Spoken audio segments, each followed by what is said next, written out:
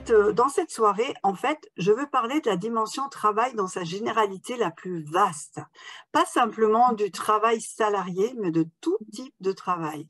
Même le travail que nous faisons dans des contextes associatifs, sous une forme rémunérée ou non.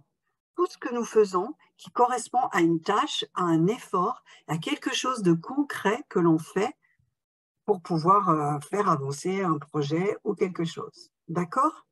Donc, ça concerne évidemment tout le monde. Alors, juste quelques chiffres clés pour démarrer. Pourquoi on parle plus du travail ici que d'autres choses? Pourquoi on parle du travail dans la dimension chrétienne? Parce que 95% des personnes actives travaillent dans une église. On compte qu'il y a à peu près 1% de ministères à plein temps dans l'église par rapport au nombre de membres. Donc, tous les autres, parmi les personnes actives, des personnes en âge d'être actives, c'est-à-dire entre 20, 22, 25 jusqu'à 64, sont des personnes qui travaillent, ok, d'une façon ou d'une autre. Deuxième raison, c'est qu'on passe 1800 heures à peu près par an au travail. 1800 heures par an au travail, à peu près, hein, contre 200 à 250 dans son église. Alors, quelques-uns, alors le pasteur, il passera plus de temps, mais c'est son travail à plein temps, c'est normal. Mais un membre d'église, vous voyez, passe 1800 contre 200 à 250 heures de travail dans son église. C'est donc un temps absolument considérable, le temps du travail. Et le temps du travail dure 43 ans de notre vie d'adulte. Et on compte à peu près 5 ans d'études, 3, 4, 5 ans d'études, ce qui représente un temps absolument considérable. Donc, la dimension travail mérite vraiment un traitement à part, parce que c'est un contexte à part, et aussi parce que c'est un contexte qui demande un temps absolument conséquent dans notre vie. Quelque part, plus que sur la vie de famille ou le fait d'élever ses enfants. Quand on a des enfants, on les élève une vingtaine d'années, et après, ils ne sont plus là. On reste parents, mais on n'élève plus les enfants.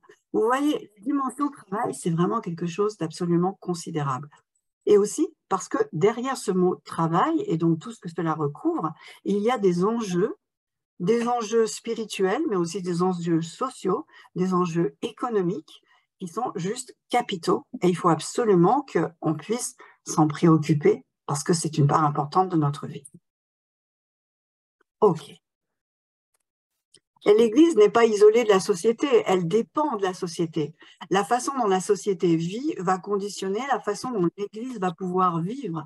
Si la société est en paix, si la société est prospère, l'Église aura plus de chances de s'y développer d'une façon sereine. Donc ce qui se passe dans la société la concerne.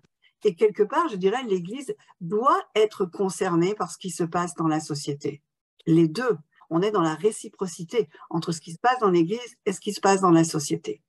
Par le travail, si vous pensez à votre église et vous pensez le lundi matin, comment les gens se répandent absolument dans tous les secteurs possibles et imaginables, on est partout. Vous voyez, on est absolument partout. L'église est déjà présente dans la société partout. Mais la question est, qu'est-ce qu'on y apporte de l'évangile dans ces différents secteurs où le Seigneur nous a des amis? Donc c'est pour répondre à ce type de questions que ces proactifs existent. Et ces proactifs se définissent comme un mouvement, un réseau pour les chrétiens en travail et qui travaille aussi à travers les églises, mais qui travaille aussi avec les chrétiens en direct. Et l'objectif est d'aider les églises à équiper les chrétiens qui veulent vivre leur travail comme un ministère à la gloire de Dieu et au service de la société. Nous allons faire un état des lieux sur le travail. Dans un deuxième temps, nous allons parler de est-ce que ça change quelque chose d'être chrétien. Troisièmement, le survol de ce que la Bible dit du travail. Et puis, on verra comment on peut aller un peu plus loin, et notamment à travers les groupes. Alors allons-y. Comme vous êtes nombreux et que nous voulons quand même vous donner la parole, nous avons décidé de vous offrir la possibilité de répondre à plusieurs moments à des rapides questionnaires. Donc vous allez trouver le lien dans la discussion et ce premier questionnaire a pour objectif simplement de vous donner la parole sur votre constat, sur votre expérience par rapport au travail. Donc 3 questions seulement qu'on va parcourir rapidement. la première question, c'est quels sont les points positifs de votre vie professionnelle? Qu'est-ce que vous aimez dans votre vie professionnelle? On va être positif pour commencer. Qu'est-ce qui la rend difficile à vivre? Et en fait, le sujet même de notre séminaire ce soir, qu'est-ce qui lui enlève du sens? Je vous laisse quelques secondes pour y répondre. Merci beaucoup de vos réponses. Nous allons maintenant consulter rapidement les différentes choses que vous avez nommées. Alors, à la question, quels sont les points positifs de votre vie professionnelle? Vous avez l'impression d'être utile, le lien social, les contacts, la vie sociale et aussi l'autonomie financière que votre vie professionnelle vous procure. Les aspects humains, se sentir utile, protéger les personnes vulnérables. Mon travail m'épanouit. Je ne travaille pas actuellement, mais j'ai exercé dans le domaine de la santé. Grâce à mon travail, je peux participer au changement dans la société. Mon travail est enrichissant. Passons maintenant à la question suivante qui dit « Qu'est-ce qui rend difficile la vie au travail ?» Alors, voilà quelques réponses. La pression des parents d'élèves et de la hiérarchie, le rythme, se confronter aux autres et parfois aux non-croyants acerbes envers les chrétiens, l'ambiance au bureau, le manque de motivation de certaines collègues, l'humain, les mauvais caractères. Ce qui est difficile, c'est de vivre sa foi parmi les non-croyants. Le stress, le temps, qui manque certainement tout le temps, la productivité, les impératifs, les délais, les deadlines, le stress, la pression. Alors maintenant, regardons qu'est-ce qui lui enlève du sens. J'aimerais faire plus pour le royaume de Dieu. Derrière, est-ce qu'on ne fait rien pour le royaume de Dieu quand on travaille? Je ne sais pas. L'argent, ok. Le fait que ça soit dans le cloud et je n'ai pas le sentiment de participer au monde réel. Ça c'est intéressant, des connexions avec le réel. La charge de travail prenante et un salaire pas à la hauteur de mes diplômes. La méchanceté. Le manque d'humanité. Les différences de valeurs et de vision avec son équipe. Trop de contraintes, manque de respect, de limites et du rythme. Les priorités. Planning et coûts qui l'emportent sur tout le reste. J'imagine sur l'humain et sur le sens même du travail.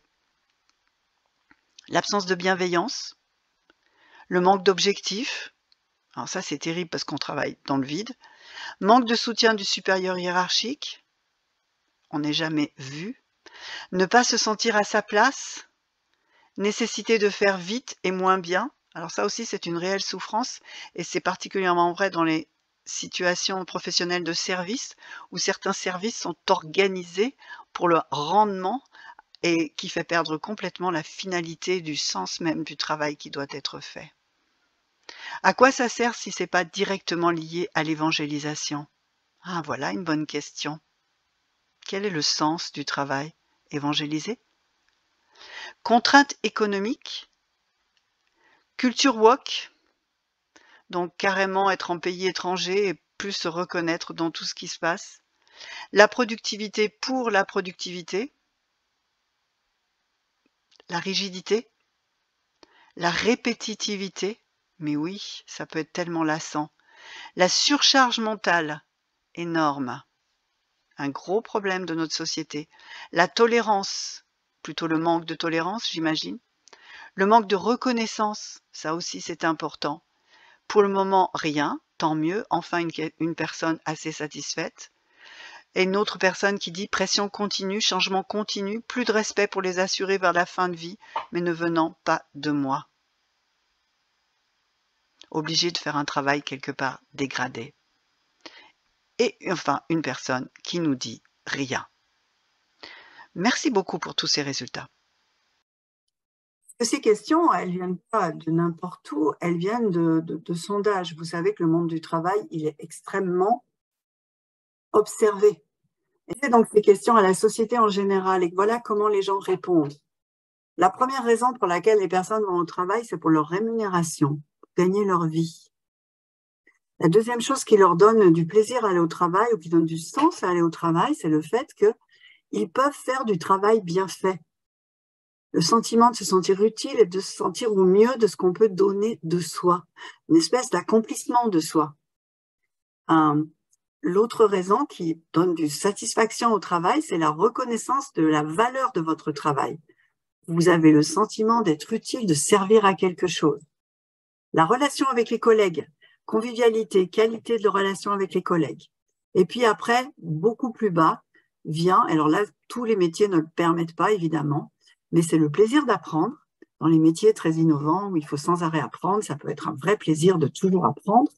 L'impact de votre travail sur la société, la culture et le projet de l'entreprise, et puis un autre critère qui était pas trop précisé. Mais vous voyez, et quand je regarde vos résultats, je me dis que vous êtes à peu près là-dedans. OK? Donc, on est bien des Français moyens, comme tout le monde. On va au travail pour à peu près les mêmes raisons que tout le monde.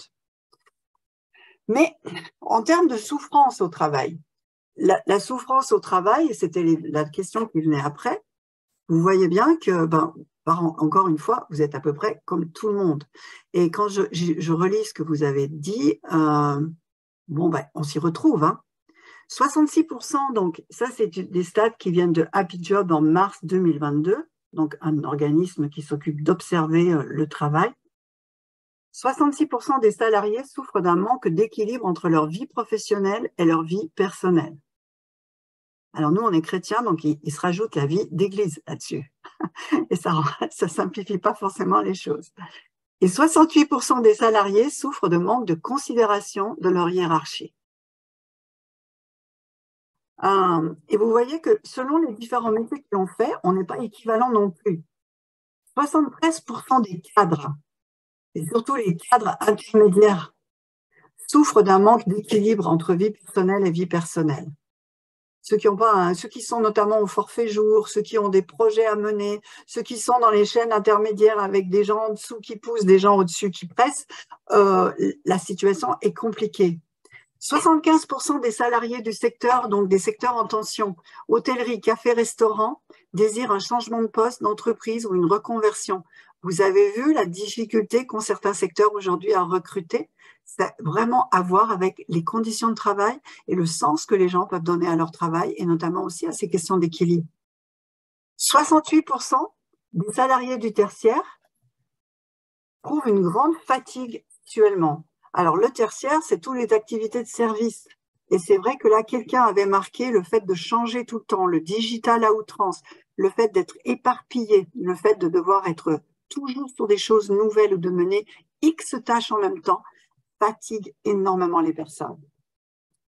Voilà, et 49% des salariés du numérique évoquent une perte de sens dans leur métier, et quelqu'un en a parlé aussi dans les personnes qui étaient là. Bien. Donc, vous voyez que vous êtes juste des gens comme les autres. Oh. Cette statistique, je l'ai relevée alors que je faisais une présentation à Strasbourg, et c'était juste la période du sida, où on faisait la SIDAction. Et j'ai été juste frappée par les chiffres que j'avais vus, parce qu'on avait fait 3 jours de collecte de fonds pour le sida. Vous savez combien il y a de sida, nouvelles cas de sida? Alors, c'est dramatique, bien sûr, mais combien de nouveaux cas de sida par an? 17 000. Et là, quand j'ai pris ces chiffres, regardez les chiffres. Chiffre 2022 de la souffrance au travail, 480 000 personnes en France qui souffrent de burn-out, dont 30 000 en burn-out sévère. C'est quand même assez dramatique. Et regardez qui sont les personnes qui souffrent le plus, les moins de 29 ans, qui ont augmenté de 5 points par rapport à l'année d'avant, à 59%. Les télétravailleurs, qui augmentent de 5 points par rapport à l'année d'avant, parce que le télétravail crée des conditions qui ne sont pas toujours simples à gérer non plus, notamment en termes de solitude, notamment en termes de séparation des différents espaces de vie. Et encore une fois, les managers trinquent, 43%, hausse de 10 points par rapport à 2021. Et pour une fois, les femmes s'en sortent mieux, donc il faut célébrer ça, 1,5 points de moins que par rapport à 2021. OK? Donc, vous voyez là, c'est le moment peut-être de demander à l'un ou l'autre de nos témoins, donc peut-être à toi, Paulette, comment est-ce que, je vais demander là à Paulette et à Johan, est-ce que vous pouvez juste ouvrir votre micro et nous dire, vous, comment est-ce que vous voyiez avant le travail? Donc, le travail avant, ma compréhension, c'est ce qu'on m'avait enseigné à l'école, hein. C'est au niveau scolaire, on a un diplôme, on a un métier, on travaille pour gagner sa vie. C'était ma vision avant. Donc, le travail égale gagner sa vie. On va au travail pour gagner sa vie. Je vais demander à Johan. Johan, toi, comment est-ce que tu voyais le travail? Bah moi, pour le coup, pour avoir fait un vrai burn-out, en fait, c'est effectivement le fait qu'il n'y ait jamais de fin. Donc, c'est des plannings qui se reportent, qui continuent. Il n'y a jamais d'achèvement, il n'y a jamais de reconnaissance pour le travail accompli. Et donc, effectivement, à partir du dimanche après-midi, je commençais déjà à avoir une souffrance psychique parce que je savais que j'allais retourner.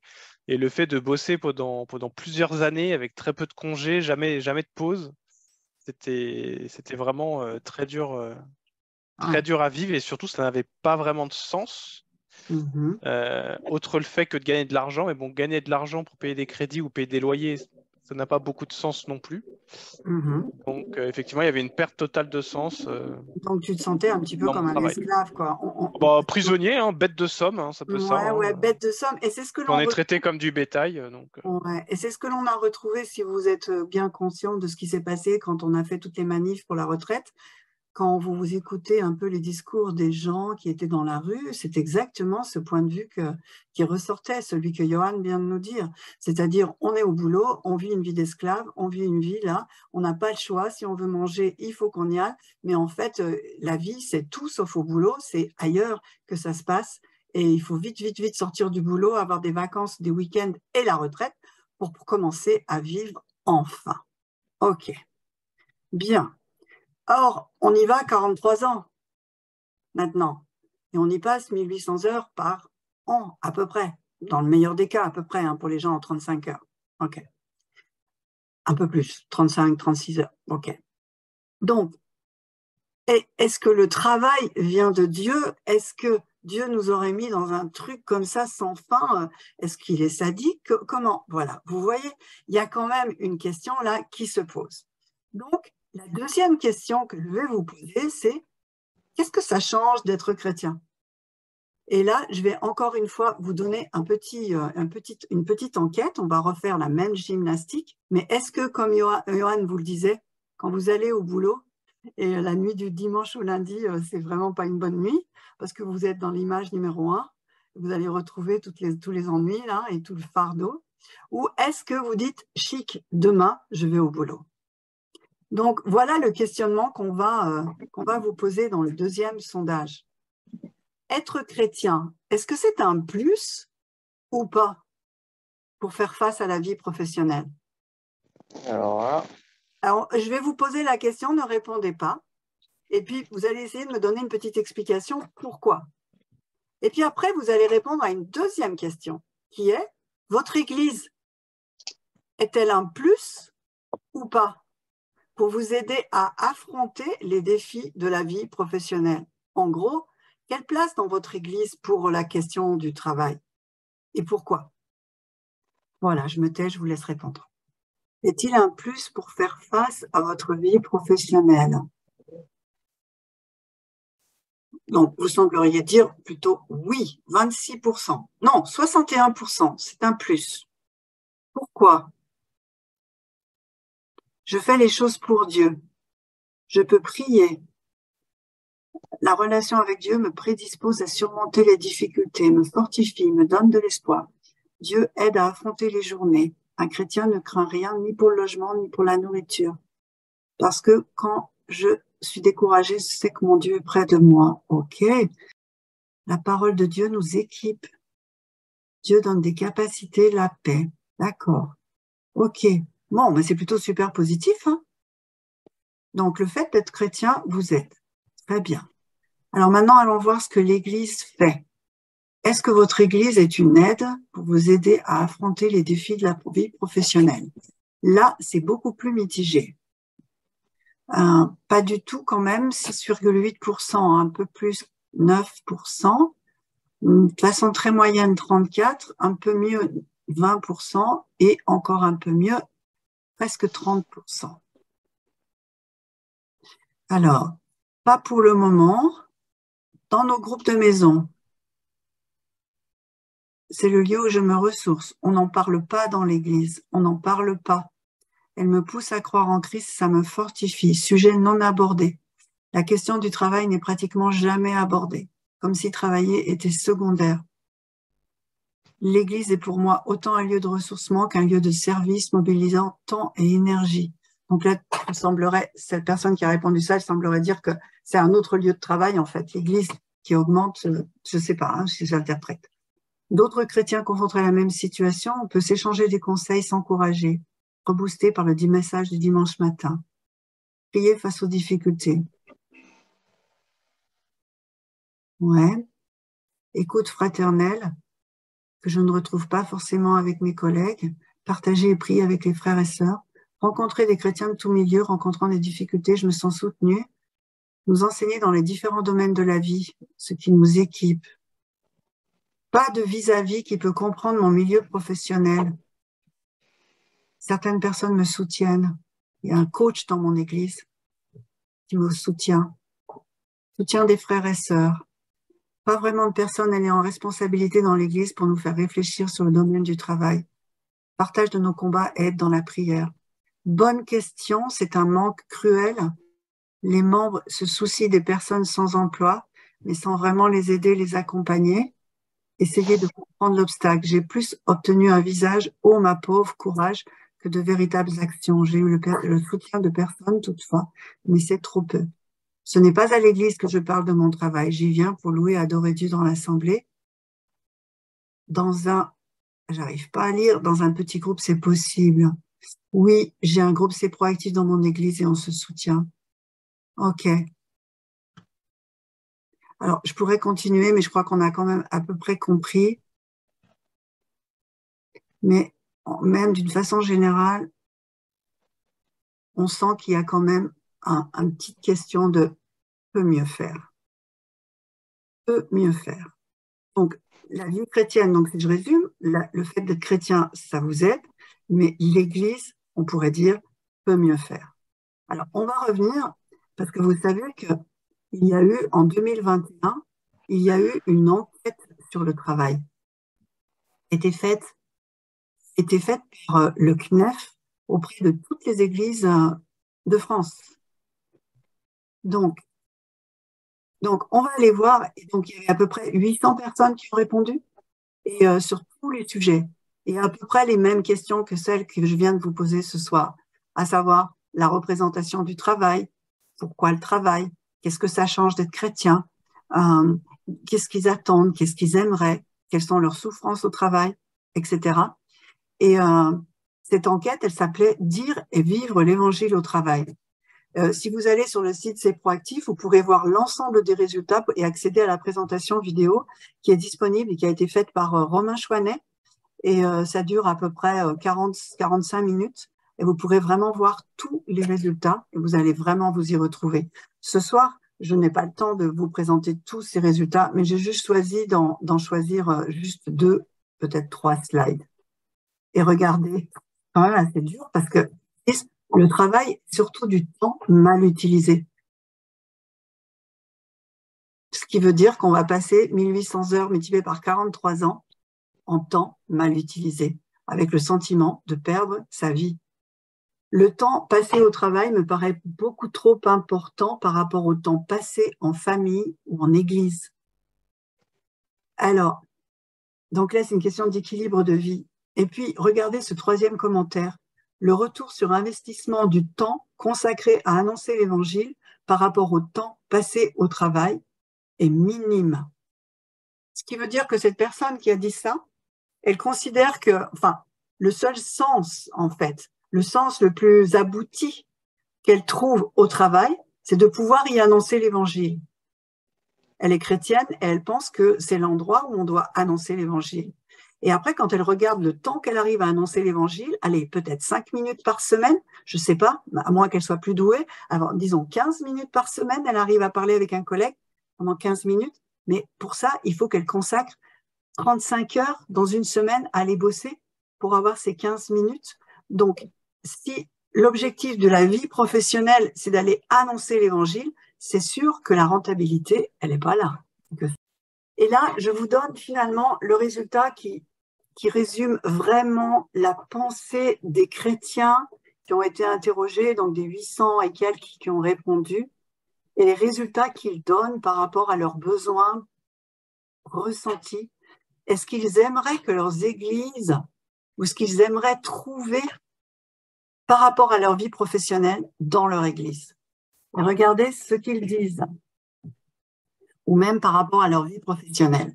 On va commencer par le chiffre le plus élevé, le 87%. 87%, ils voudraient savoir en quoi l'évangile est une bonne nouvelle pour leur domaine professionnel. On bosse dans différents secteurs professionnels, justice, santé, éducation, finance, etc. Mais quel est le lien? Quel est le lien entre ce boulot-là que je fais du lundi au vendredi et toutes ces choses pour lesquelles je vais consacrer tellement d'énergie, construire des ponts, faire planter des légumes, faire de l'agriculture, etc., des céréales, quoi que ce soit mon activité. Mais quel est le lien entre cette activité et le fait de ce que j'ai à faire à l'Église pour construire le royaume de Dieu? Parce qu'on est chrétien et on est là pour bâtir le royaume de Dieu, pour bâtir l'Église. Mais quel est le lien? Les chrétiens sont 87% à dire qu'ils ne le voient pas. Et ça, c'est une grande raison pour laquelle le travail manque de sens. Et c'est un appel qui est fait à toutes les églises de travailler dans cette direction-là. On passe au deuxième, 85%. 85% veulent recevoir un enseignement biblique sur des sujets de la vie quotidienne, de façon à être capable d'orienter les conversations informelles vers du spirituel. En fait, beaucoup de chrétiens dans l'Église entendent un langage ultra spirituel. J'allais dire le langage de leur univers d'Église, de rédemption, de propitiation, de salut, etc., le sang de Christ, la croix, etc. Mais après, avec tout ce langage-là, quand ils arrivent au boulot le lundi matin et qu'on va parler de l'euthanasie, du transhumanisme, de plein d'autres sujets, ils sont un peu secs pour faire le lien, mais aussi pour avoir le bon langage. Et donc, beaucoup demandent un enseignement biblique sur des sujets de leur vie pour que déjà ils puissent avoir un avis là-dessus en tant que chrétiens, parce que c'est les vrais sujets de société qui sont questionnés dans le monde du travail, l'agriculture, la pêche, la justice, etc. Et comment là-dedans, dans les discussions avec mes collègues, comment j'insuffle les valeurs de l'évangile et comment j'utilise ces situations pour orienter la pensée de mes collègues vers des sujets qui peuvent permettre de faire passer mes propres valeurs. Donc, on se sent, quand on n'a pas ça, on se sent un peu impuissant, inadapté. Et du coup, ça explique beaucoup pourquoi beaucoup de chrétiens ne vont pas à la machine à café avec les autres ou ne sont pas tellement à l'aise dans les réunions entre collègues parce qu'on a peur d'être pris en défaut et de rien avoir à dire ou de mal le dire. 82% ont demandé à pouvoir apprendre à donner leur témoignage de façon naturelle. Vous savez, le petit truc comme ça, naturellement, ça glisse tout seul. Le truc qui choque pas le langage naturel. Et c'est pas évident apparemment pour beaucoup de gens. 82%, ils ont envie de le faire, mais quand il s'agit de le faire, ils se sentent pas à l'aise pour le faire. Et 77% veulent comprendre la place du travail selon la Bible et avoir une vision biblique du travail. Ok. Alors maintenant, on va demander à nos témoins. Et là, je vais demander à ceux que j'ai pas encore interrogés, comment vous réagissez à ce que vous venez d'entendre? Est-ce que le fait d'être chrétien vous a aidé affronté jusqu'à présent la vie professionnelle? Est-ce que vous pensez que dans votre Église, le sujet est suffisamment abordé? Alors, en ce qui me concerne, ma réponse, ça va être un petit peu dissonante dans la mesure où je dirais dans un premier temps que être chrétien au travail n'a pas toujours été un plus. Et c'est bizarre de dire ça comme ça, mais je vais Mhm. étayer un peu le propos. C'est qu'en fait, être chrétien pour moi, ça sous-entendait ne pas me compromettre sur le plan éthique en allant au travail. Et étant donné que je partageais pas forcément les mêmes valeurs avec mes collègues, le fait de résister à toute compromission rajoutait un élément de stress supplémentaire dans ma vie professionnelle. Donc ça a souvent été un élément plus pas déstabilisant, mais qui pouvait me mettre en difficulté qu'autre chose. Mhm. Et puis aussi, le monde du travail n'est pas neutre en lui-même, dans la mesure où, ben, par exemple, quand je lisais les Écritures, me demandant effectivement d'agir fidèlement et que de glorifier Dieu à travers mon travail, et qu'en parallèle, j'ai un employeur qui attend toujours plus de moi avec par moments des moyens dérisoires, on est dans des effets de paradoxe qui rajoutent une Tout à fait. difficulté, qui a ajouté une difficulté supplémentaire pour moi. Donc effectivement, ça n'a pas toujours été un plus, mais euh, je rebondis sur l'Église. Ma réflexion a changé dans la mesure où l'Église dont je fais partie a une cellule c'est proactif. Donc c'est vrai que ça m'a aidé dans On la en parlera réflexion. après. Mhm. On en parlera un petit peu après. Mais oui, c'est pas forcément évident de s'y retrouver parce que on peut avoir voilà la question de la ligne de conduite, de plein de choses et ce n'est pas toujours très simple. Donc j'ai envie de dire oui et non à la fois. C'est pas toujours très simple. Et comment tu réagissais à cette injonction qui est quand même donnée dans l'Église, que l'explication de l'Église par rapport au travail, qui est de dire tu es au travail, donc c'est là où tu témoignes, et la valeur du travail, c'est que tu vas pouvoir témoigner. Comment est-ce que tu réagissais à cette injonction? Bah, après, je réagissais pas. En fait, très concrètement, c'est vrai que la question du travail, pour moi, me renvoyait à la performance, à être productif. Ça, c'était aussi un des points qui revenait dans le sondage. Donc, la dimension de la productivité revenait assez régulièrement, si bien que il n'y avait pas suffisamment d'espace pour ce mandat de chrétien, pour être dans le témoignage, tout simplement parce que pour moi, le but premier, c'est la tâche accomplie, le travail bien fait. Et Mhm, si l'occasion le permet, si l'espace et le temps sont à disposition, là, effectivement, je l'essaierai au mieux. Mais je reviens à mon premier élément, c'est le refus de toute compromission. Et c'est là où on est en plein dans la difficulté. mhm. Et quand l'espace, je te fais parler un peu plus parce que ce que tu dis, Bien c'est sûr, vraiment intéressant, mais pas de quand souci. l'espace pour témoigner, finalement, il y a un petit interstice qui s'ouvrait, est-ce que tu te sentais assez équipé pour le faire? Ouais, ben, j'ai envie de dire très logiquement non. Non, parce qu'il y a deux choses. La première chose, c'est qu'il y a la crainte d'être marginalisé vis-à-vis d'une conviction religieuse. Il y a la question aussi de la laïcité. Est-ce l'espace, est-ce l'endroit pour témoigner de sa Mhm, foi? Donc, mhm, c'est aussi le monde du travail, un environnement très codifié. Et du coup, non, il y a le sentiment d'être par moments démuni face à l'ampleur du témoignage. Et puis, mhm. il y a l'injonction, enfin l'injonction dans le bon sens du terme, de Matthieu 9 qui nous encourage à faire de toutes les nations. Donc, comment concilier ces deux réalités-là? Mhm, C'était là toute la complexité. Et là, pour le coup, je mhm, peux dire que non, je me sentais pas suffisamment outillé pour mhm. répondre à un tel enjeu. Parce que ce qui ressort de l'enquête, c'est un énorme sentiment de culpabilité, en fait. Les chrétiens qui étaient là, qui ont été interrogés, qui ont répondu, ils avaient un énorme sentiment de culpabilité, de se sentir pas à la hauteur, quoi. Ils se disaient, bah, je suis pas à la hauteur. Il y en a même un qui a dit, bah non, moi je peux pas témoigner, je suis pas à la hauteur. Et ça m'a même été écrit, tu vois. Je l'ai pas mis ici. Ou un autre qui disait, bah moi, pourquoi je témoignerais moi? Parce que j'ai des collègues qui sont tellement plus sympas que moi et qui travaillent tellement mieux que moi, tu Hmm. vois. Oui, oui, oui, tout à fait. En tout cas, pour reciter un peu mon expérience, bah, c'est vrai que le côté aussi, bah, être chrétien, c'est la capacité à créer du lien, mais c'est pas toujours simple parce qu'il y a cette idée de, bah, j'ai envie de témoigner, j'ai envie de tout de suite marteler l'évangile, mais comment créer du lien aussi? C'est un Exactement. apprentissage. Et là, c'était pas aussi évident parce qu'il y a toutes ces choses-là à appréhender.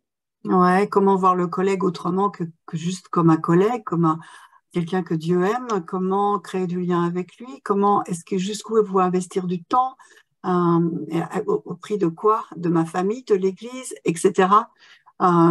Jusqu'où travailler comme on me le demande, jusqu'où aller pousser la performance, si je sers quelque chose que je ne valide pas, parce que les entreprises pour lesquelles je travaille et la finalité de l'entreprise pour laquelle je travaille, je suis pas forcément d'accord à 100%, en tout cas c'est questionnable.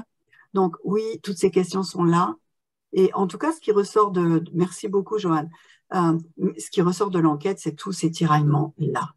Je peux vous en parler parce que moi, si j'ai démarré finalement un jour, j'ai démarré ces pratiques, c'est parce que je suis passée par là. Et dans le cadre du travail, quand j'étais chrétienne, j'ai vu que dans le fait d'être chrétienne amenait quoi?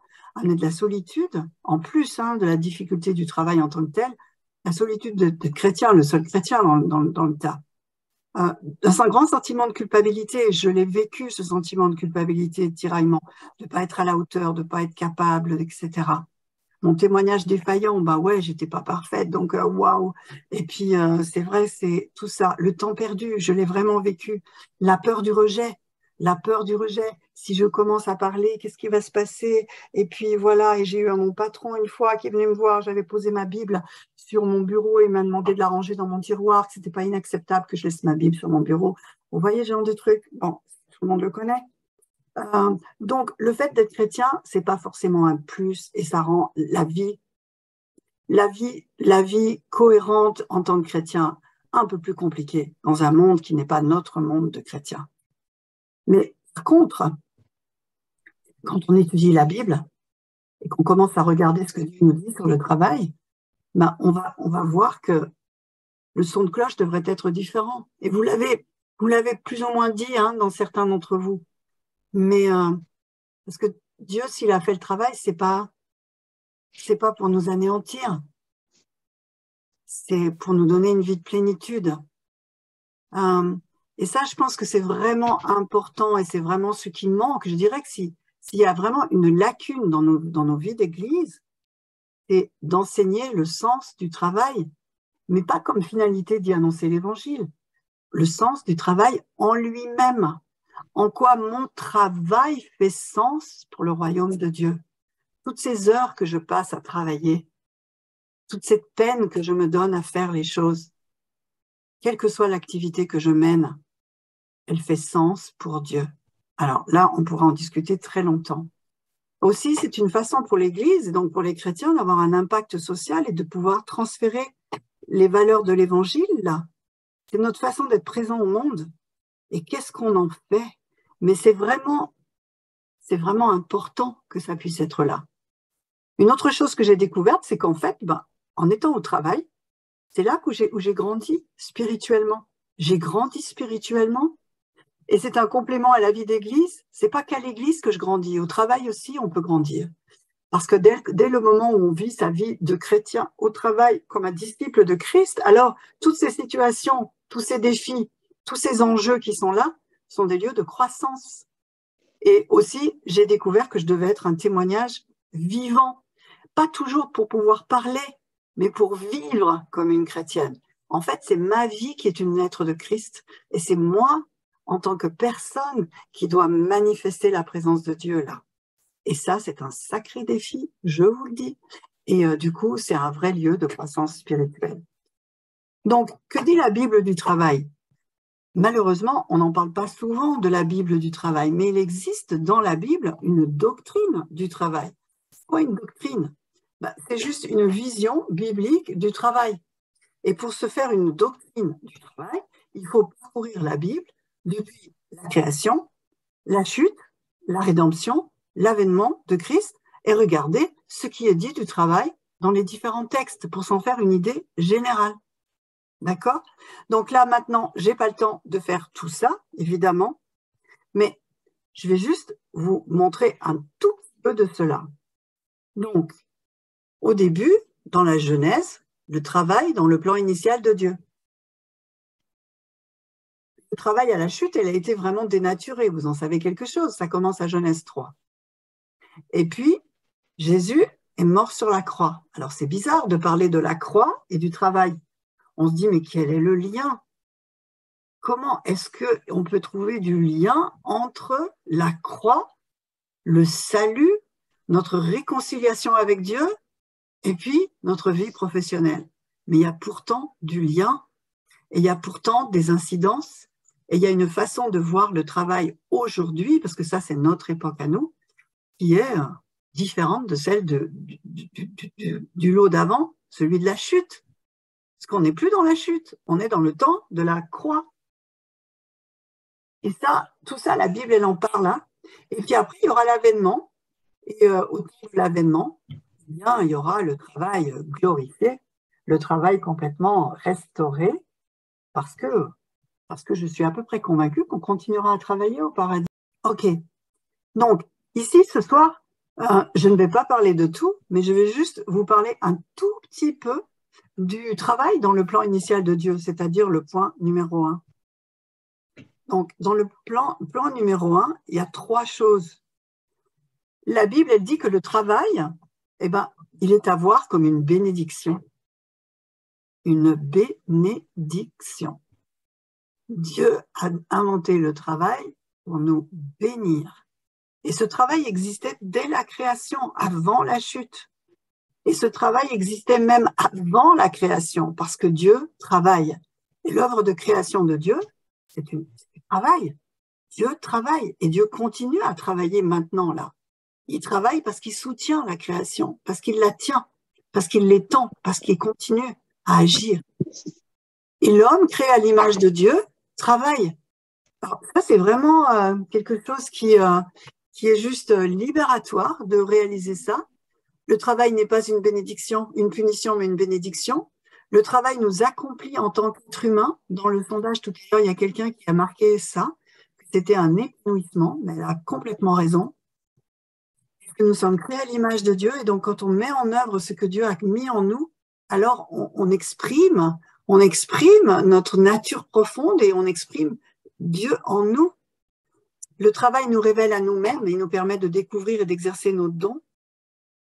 Il nous rend utiles aux autres, ça a été pas mal dit dans vos réponses. Il nous met en relation aussi avec les autres. Oui, il nous met en joie et nous rend heureux. Ok, donc ça, c'est pas moi qui l'invente, hein, c'est la Bible. Et donc, le travail, c'est notre source de shalom. Et le shalom, c'est la plénitude. C'est quand tout est en coïncidence, quand tout marche bien, quand on est intellectuellement, physiquement, émotionnellement, tout baigne, qu'on est au bon endroit, bonne personne, bon moment, avec les bons dons, avec tout va bien. Waouh, shalom. La deuxième chose qu'on peut dire sur le plan de Dieu par rapport au travail, c'est que le travail est à voir comme un mandat. Un mandat. C'est un appel, c'est une vocation. Nous sommes appelés à travailler. Mais quel est ce mandat? Alors, vous pouvez trouver, je ne vais pas prendre le temps ici de tout développer, hein, mais Genèse 1,28 et Genèse 2, 19, 20. Si vous allez lire ces 2 versets, vous allez trouver quel est le mandat. Mais le mandat, c'est de poursuivre l'œuvre créationnelle de Dieu. Dieu, il a créé le jardin, il a rendu tout ça complètement valide, valable, ça se reproduit, c'est stable, c'est bien, c'est parfait, c'est cool, mais le jardin n'est pas la fin. Et l'état du jardin n'est pas l'état auquel la création doit arriver. Dieu, il a donné à l'homme, il lui a dit, maintenant, à toi, continue. Continue. Produis des biens et des services. Apporte de l'ordre. Donne de la joie et de la beauté. C'est ça le sens du travail. Tous ces mots-là qui sont nommés, produire des biens et des services, apporter de l'ordre, donner de la joie et de la beauté, c'est vraiment l'essence profonde du travail. Quand on travaille, on est forcément dans l'un ou l'autre de ces registres. Donc, posez-vous la question, qu'est-ce que mon travail à moi apporte? Est-ce que j'apporte des biens? Est-ce que j'apporte des services? Est-ce que je produis plus de biens, des maisons, des ponts, des routes, je ne sais pas, de la nourriture? Est-ce que j'apporte des services? De l'enseignement, des services de conseil, des services financiers? Est-ce que j'apporte de l'ordre qui permet à la société de fonctionner? Est-ce que j'apporte de la joie ou de la beauté? Et aussi, ce mandat, il est important parce que la création, elle reste l'œuvre et la propriété de Dieu. Mais nous en sommes que les gérants.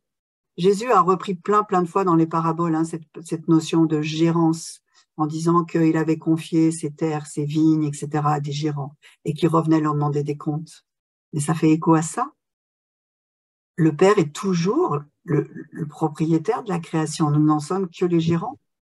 Mais nous la sommes appropriés, cette terre. Et qu'est-ce qu'on en a fait aujourd'hui? Dans quel état elle est, la création? Et c'est quelque chose qui est de notre responsabilité en tant qu'être humain, en tant qu'humain. À nous individuellement, mais à nous en tant qu'humanité. Donc, vous voyez que c'est des questions quand même qui sont assez profondes et qui demandent d'être réfléchies. Et le troisième point quand même, toujours pour cette première niveau, le travail dans le plan initial de Dieu, c'est que le travail doit être vu comme un ministère. Alors, tout de suite, quand on pense ministère, on pense, ah oui, mais ministère, c'est pasteur, évangéliste, directeur de louange, enseignant, ça c'est un ministère. Mais si tu es comptable, si tu es avocat, c'est pas un ministère. Eh bien, détrompez-vous. Alors, je vais revenir pour ça sur la définition. Ministère, c'est un service que l'on accomplit pour Dieu en réponse à un appel particulier que l'on reçoit de lui. L'objectif d'un ministère est donc de servir et de glorifier Dieu. Il y a plein d'exemples dans la Bible de gens à qui Dieu a donné un appel particulier.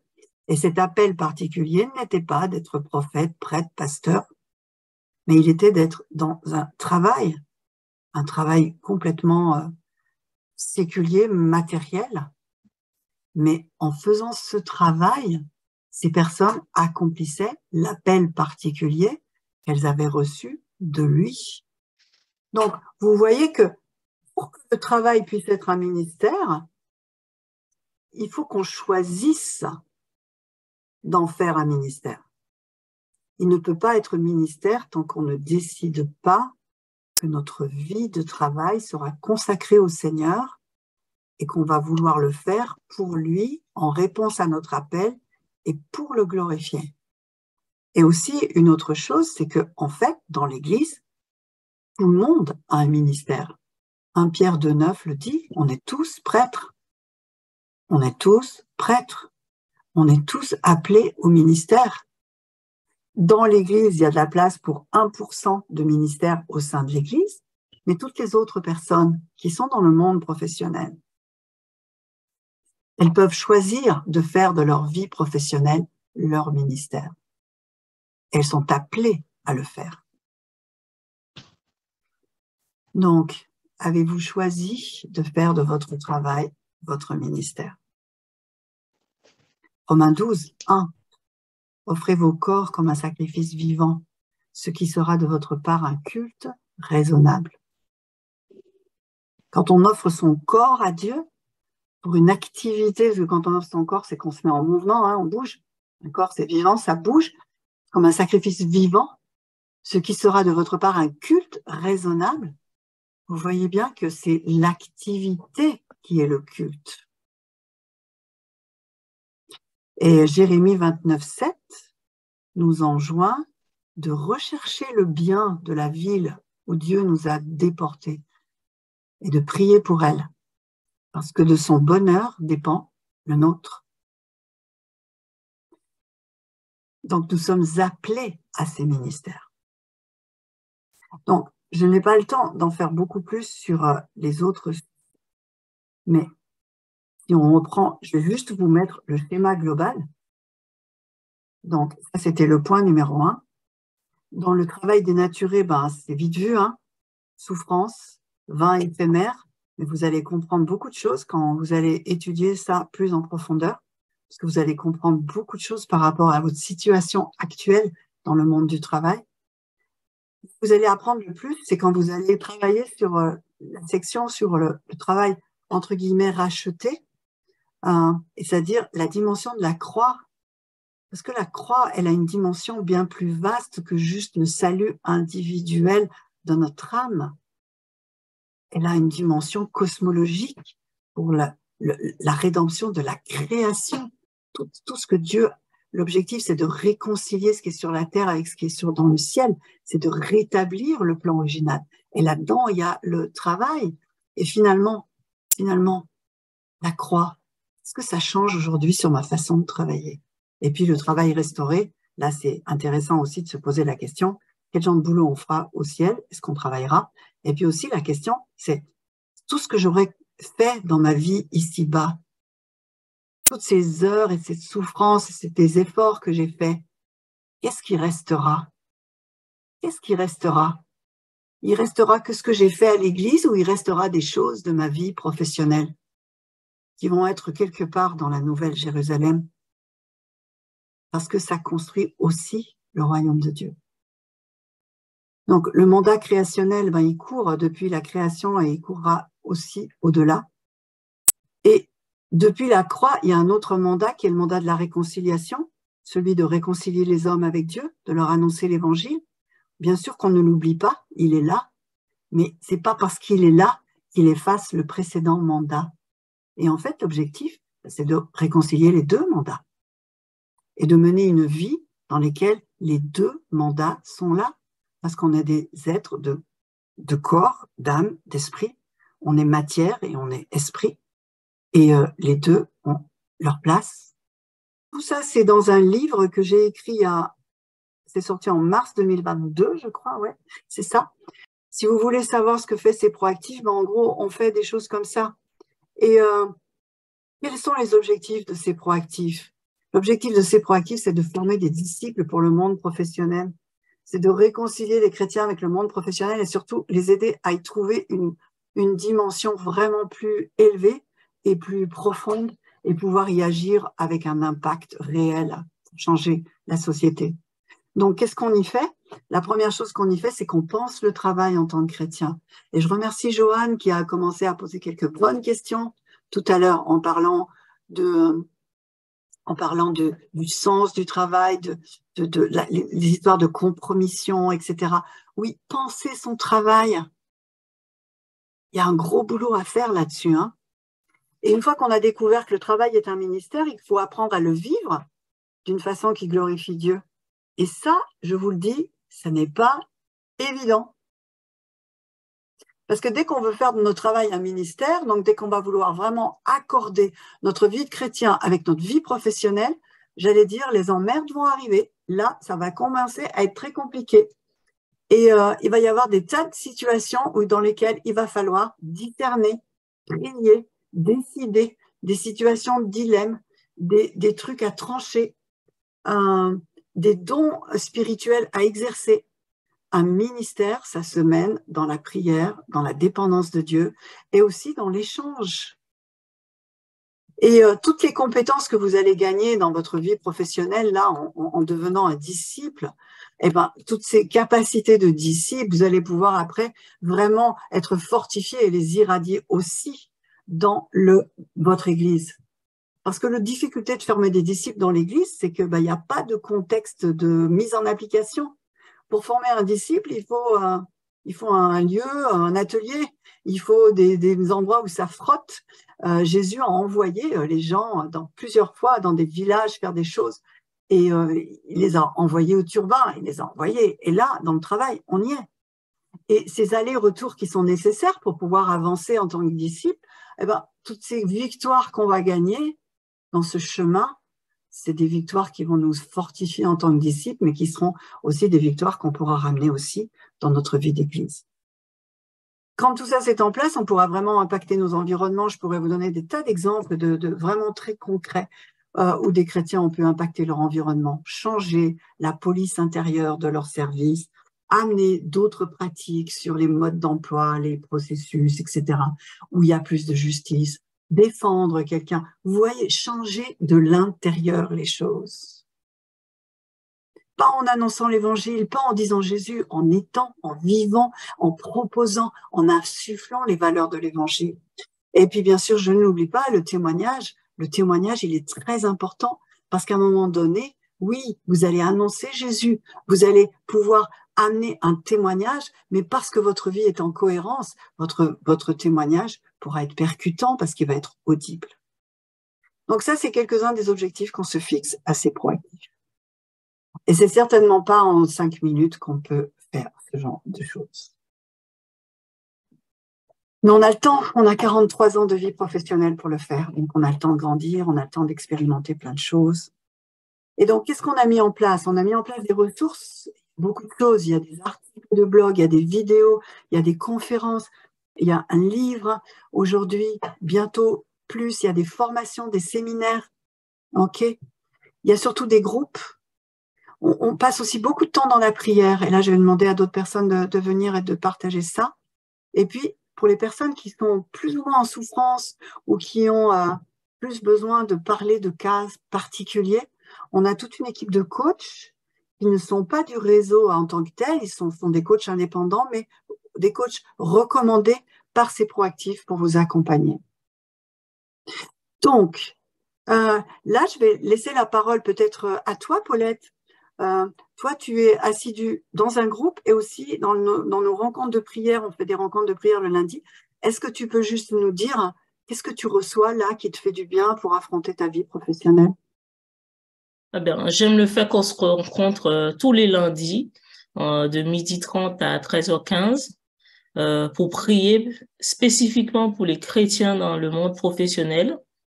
On profite aussi pour des fois se donner des clés, hein, parce qu'on est plusieurs et il y en a qui, des fois, passent par des moments difficiles et partagent ces moments avec nous. Et donc, on échange aussi en donnant nos témoignages et aussi on prie. On prie les uns pour les autres, mais on prie aussi pour tous les chrétiens dans le monde professionnel. Donc, vous ne le savez peut-être pas, mais tous les lundis, nous prions pour vous, vous qui êtes là. On prie pour vous.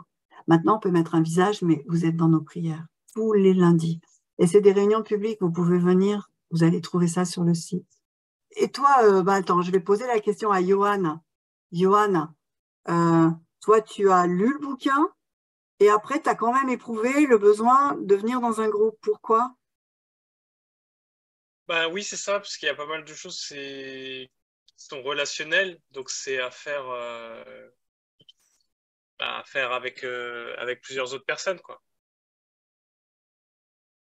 Donc Ouais. j'ai commencé à participer à un groupe et donc du coup là, normalement en septembre, dans mon église, on va lancer aussi notre propre groupe. Alors ça, c'est le cas idéal, hein, c'est le scénario idéal. Quelqu'un qui participe à un groupe et qui aussitôt après, même avant de l'avoir fini, en lance un dans sa propre église, c'est le scénario idéal. Mais ce que tu veux dire, c'est que tu as besoin des autres, en fait, pour challenger tes propres façons de te représenter, le travail, et aussi peut-être pour pouvoir trouver de la redevabilité avec les autres, de leur dire, bon, je vais essayer de travailler ça, et plus tard, quand tu vas revenir, on va te demander comment ça s'est passé, etc. Donc, il y a une vraie croissance, c'est ça? C'est ça ce que tu veux dire quand tu dis la relation? Oui, c'est exactement ça. Ouais. Grandir devant les autres et grandir avec les autres. OK. C'est ça. Donc, voilà, si vous allez sur le site, voilà, ça c'est la page d'accueil du site.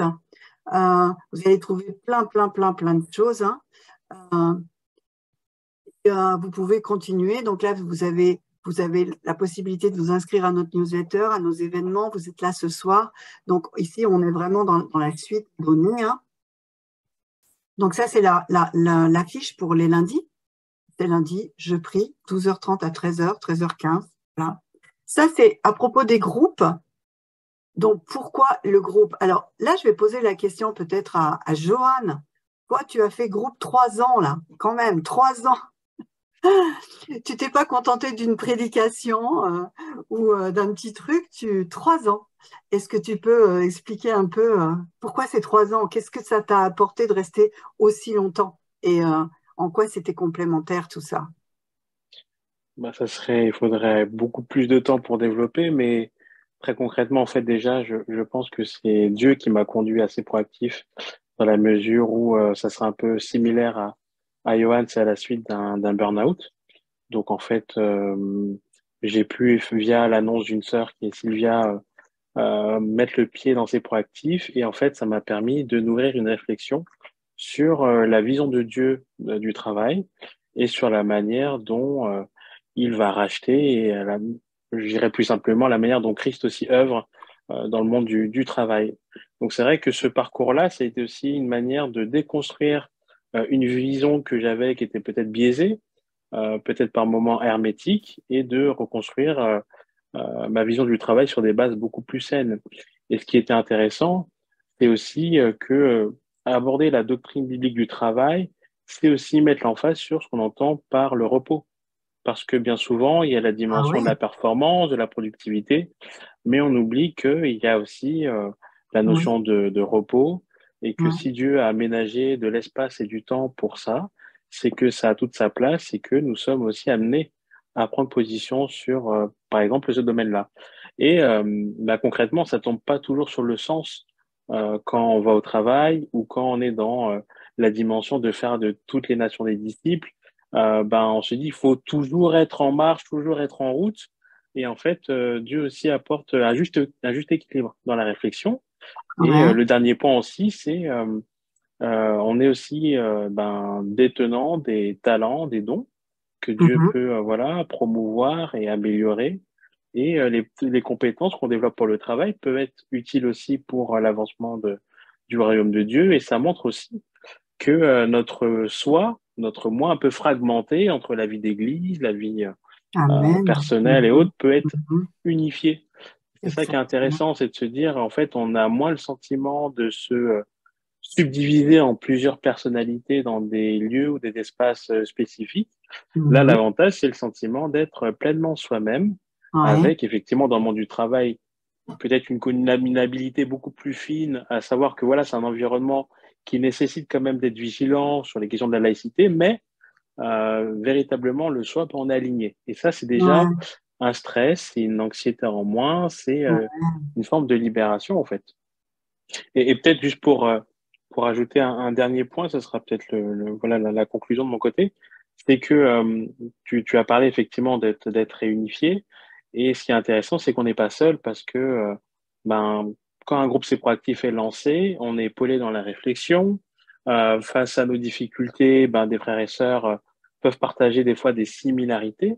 Donc ça Mhm. montre aussi que ben, voilà, les défis, les challenges que l'on rencontre, bah, c'est pas que nous. Il n'y a pas forcément toujours de la singularité dans nos épreuves sur le plan professionnel, mais que ça peut être partagé par d'autres frères et ensemble, comment nourrir une réflexion, comment s'encourager. C'est aussi une manière de vivre l'Église et c'est très encourageant. Tout à fait. Oui.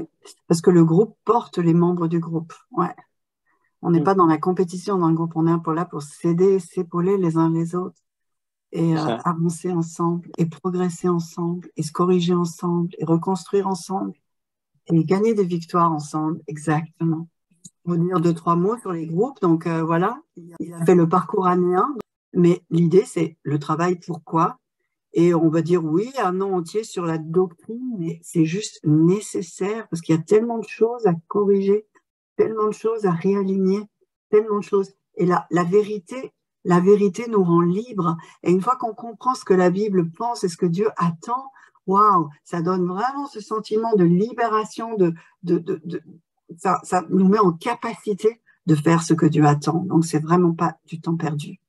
Après, une fois qu'on a compris que le travail est un ministère et qu'on a décidé d'en faire notre ministère, eh ben, il va falloir le vivre comme un ministère. Donc, ça, c'est le parcours de l'année 2. Et là, il y a tas de questions pratiques, hein. Les relations avec les collègues, la qualité du travail, les questions de corruption, les questions de témoignage, toutes les questions de comment je fais pour amener un sujet spirituel, comment je fais pour contredire. Enfin, il y a plein de sujets qui sont ultra concrets, mais qui sont abordés cette fois-ci pour réagir d'une façon, entre guillemets, chrétienne sur ces sujets. Puis, on a un parcours aussi qui est un petit peu atypique, le cours qui dure que 3 mois, qui est d'orientation professionnelle avec une équipe de personnes qui sont des pros de l'orientation professionnelle mais cette fois-ci, ça va être là. Il y a parmi vous des gens qui sont en recherche pro et qui sont en réorientation. Eh bien, on a au sein du réseau des personnes qui peuvent vous aider, alors pas à trouver du boulot, mais à faire ce chemin de questionnement. Seigneur, où est-ce que tu me veux? Quel travail? Où est-ce que tu me veux? Comment est-ce que tu m'as tissé? Vers quoi tu m'attends? On a des dons, des compétences, mais finalement, c'est lesquelles? C'est où? C'est comment? Parce qu'il y en a beaucoup, on a pris un boulot, mais on s'aperçoit qu'on a pris un boulot parce qu'il était disponible, parce que c'était facile, parce qu'il payait bien, mais pas forcément parce qu'il nous correspondait vraiment. Et donc là, c'est un endroit où ces choses-là peuvent être re-questionnées. Voilà. Donc, ouvrir un groupe, ben, je dirais c'est simple, vous êtes là, vous écoutez, vous vous dites, bah, tiens, ça me plairait. Eh ben, si vous êtes dans une église ou si vous avez des amis chrétiens et qui ont le même désir que vous, ben, je dirais, organisez-vous. Donc, et ça se fait sous la direction de l'autorité de l'église, mais c'est quand même vous qui allez vous organiser. Et pour vouloir grandir soi-même, et puis vouloir grandir avec les autres, parce que vous voulez grandir avec d'autres, parce que vous voulez aider d'autres à grandir, mais vous pensez aussi que les autres vont vous aider à grandir. Vous voyez, c'est dans les deux sens. Une fois que le groupe se passe, ben, il faut accueillir la parole, il faut discuter, il faut un peu timer les choses, apprendre les uns des autres. Vous allez vite découvrir que le questionnement et les situations ne sont pas toujours aussi simples que noir et blanc. Souvent, il faut accepter que c'est pas aussi simple que ça. Et du coup, ça fait juste génial quand c'est pas aussi simple que ça, parce que ça va nous obliger à aller dans la parole de Dieu, à chercher des réponses ensemble, à proposer des solutions, à les tester, va nous pousser à prier les uns pour les autres. Et voilà, donc ça va vraiment être des lieux de croissance. Voilà. Et, au niveau pratique, on en reparlera avec ceux qui ont envie d'en avoir plus loin, mais c'est quand même assez cool. Et c'est pas quelque chose de très dense. Ça se passe sur à peu près 2 ans, mais c'est quand même assez cool en termes d'emploi du temps. Ça ne perturbe pas les autres activités de l'Église, mais par contre, ça fait du bien à ceux qui ont envie d'avancer par rapport à ces questions. Voilà. Donc, dans une séance, juste pour vous dire, bon, on commence la séance, on se pose, on se revoit, le groupe est stable, on prend des nouvelles les uns des autres, on voit comment s'est passé le temps intermédiaire. Si les gens avaient pris un point d'action, on va demander comment ça s'est passé par rapport à ça, etc. On va prier s'il y a un gros besoin de quelqu'un qui a un gros fardeau, bien sûr, on va poser ce fardeau.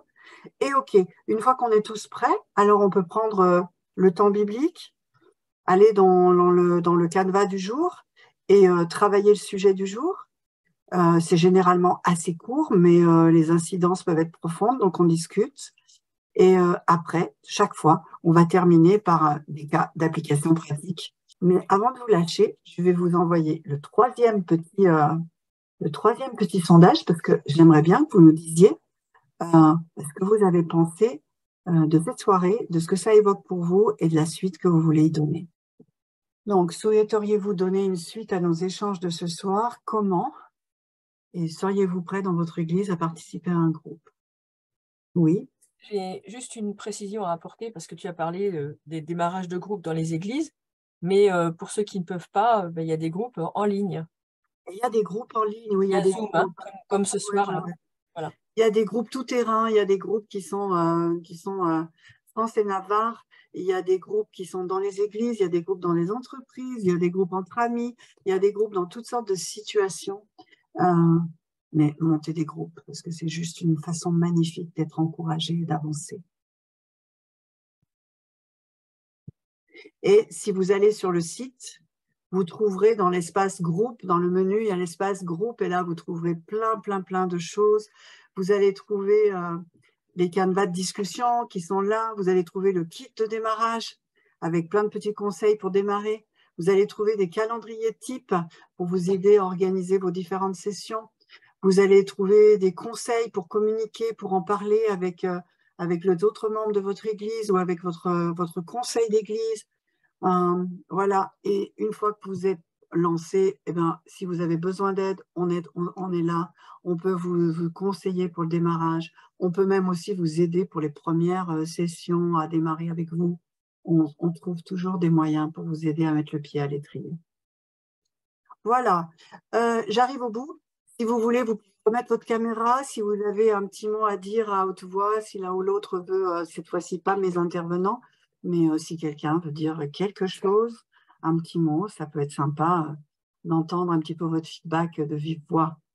Pardon de vous avoir coupé la parole, mais c'était nécessaire. Sinon, je n'aurais pas pu gérer les choses avec autant de monde. En fait, tu disais que tu priais pour nous. Oui. Si tu savais le nombre de fois où certainement moi et d'autres avons prié pour que ce genre de groupe existe, Amen. Par le manque justement au sein des églises, de la compréhension potentielle de tout ce que tu viens d'expliquer, et où il faut trouver, heureusement dans les groupes de maison, des personnes qui prient quand on est dans des situations et des combats au sein de nos entreprises. Mais à quel point c'est d'autant plus important d'être reconnu comme étant un ministère. Amen. Et combien la compréhension de l'unité de nos vies est difficile quand on n'est pas dans le milieu professionnel, parce que souvent on est comme ça, et on est divisé en fait. Et l'unité est Enfin, j'ai beaucoup aimé ce qu'a dit, je crois, c'est Charles ou Johan avant, parce que ça montre clairement qui on est et comment on peut vivre l'évangile sans forcément juste parler de l'évangélisation, quoi. Toute une vision qui... Et combien je vois que toutes ces souffrances au sein de l'entreprise ont permis ensuite qu'on soit celui chez qui on vient demander des conseils, on vient demander un appui, on vient demander comment vivre la sous-performance dans des entreprises qui nous écrasent. Enfin, voilà, tout un tas de sujets qui peuvent être vraiment mis en lumière par des chrétiens et j'ai beaucoup aimé ta réunion de ce soir, quoi. Ouais. Cette raison-là qu'on existe, c'est pour répondre à ces besoins, c'est pour armer les chrétiens. Et tout le monde en sera au bénéfice, le chrétien qui va d'un seul coup se trouver unifié, mais aussi l'Église qui va avoir des chrétiens en bonne santé dans son Église et qui aura des serviteurs dans l'Église plus performants, plus joyeux, plus tout, quoi. Et ça, je l'ai vraiment vérifié. Les gens qui sont dans des groupes ne sont pas inactifs dans la vie de l'Église, au contraire, ils sont plus focus, ils sont plus joyeux et ils sont plus performants. Ils font peut-être un peu moins de choses, mais ce qu'ils font, c'est efficace, quoi. Vous voyez? Donc, c'est gagnant pour tout le monde. Bien. Eh bien, il n'y a plus qu'à. On attend vos retours et on espère qu'à la rentrée, dès le mois d'octobre, septembre, octobre, vous vous mettrez en ordre de marche pour démarrer un groupe de partage, de soutien et on vous accompagnera. Bonne soirée à tous. Que le Seigneur vous bénisse.